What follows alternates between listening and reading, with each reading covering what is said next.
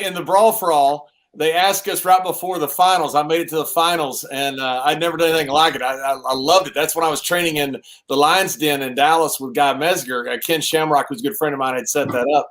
And they asked us before the fight between me and Bart, would you fight Butterbean or Tank? At the time, they didn't know who it was going to be.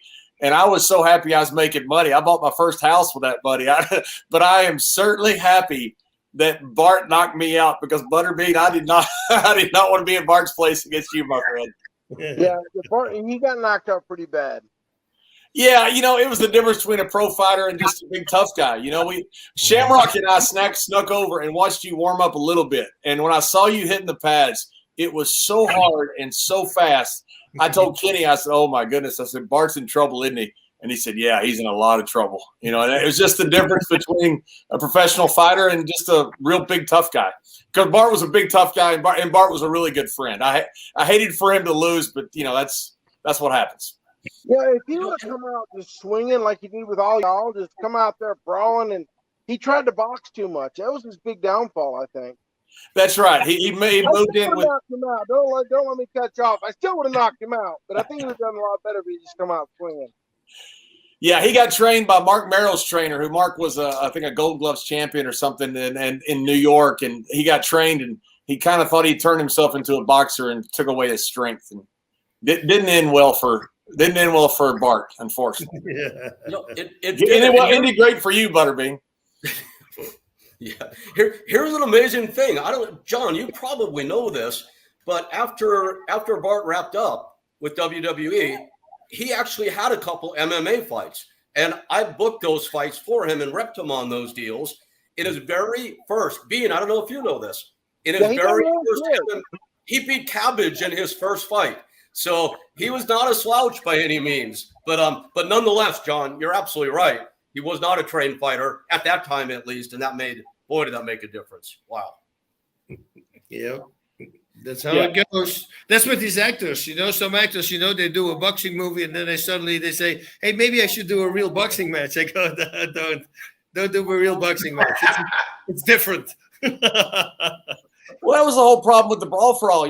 We were older, guys that may have been tough, may not have been, but we had no training with that, so it was pretty even. But we had all been injured a lot. We were 35, we weren't 25 doing this. And so when we got out there, nobody had any training, and it was a lot of fun. But it was a really stupid idea to try to figure out who's the toughest pro wrestler. That's not what we do.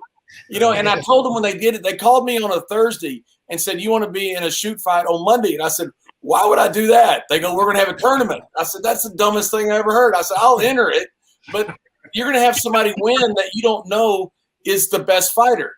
You can't, because you can't fix this." I think they thought Dr. Death Steve Williams would win. Well, 10 years previous, he probably would have. And, he'd gotten older. He had concussions, and that was the problem, the whole thing with the whole Brawl for All. It just didn't make much sense to put in the middle of a pro wrestling show. Yeah, and a lot of people got hurt. We were talking earlier, John, before you came on, about the realities of pro wrestling. Man, you guys, especially back then, you're on the road 24/7, 365 days a year. There's no off season, taking a physical beating every single night. I mean, you're injury prone already going into something like that, I would imagine. Did a lot of guys get hurt doing that? Yeah, it ended some careers, unfortunately. Henry Godwin had broken his neck. I fought Henry first. He was a good friend of mine, and he had broken his neck taking the finish from the Road Warriors. And Henry asked me afterwards, "Is your neck bothering you?" And I said, "No, I'm actually okay." And sure enough, the punches, he never wrestled again. You had Godfather, who blew out his leg really bad. You had Savio Vega, Brackus. I mean, there's so many guys that got injured. We were older guys stuck into a professional fight environment. And to me, it just didn't make any sense.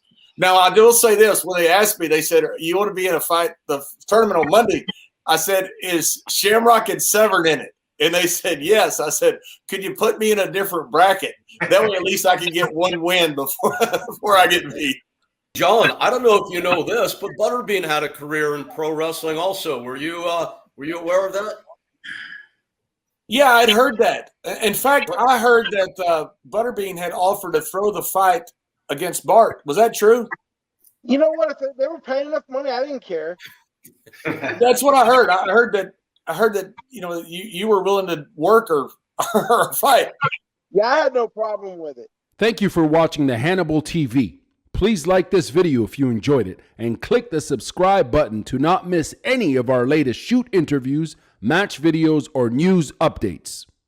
Support us on patreon.com for $1.99 a month to watch our full shoot interviews ad-free and help our channel grow.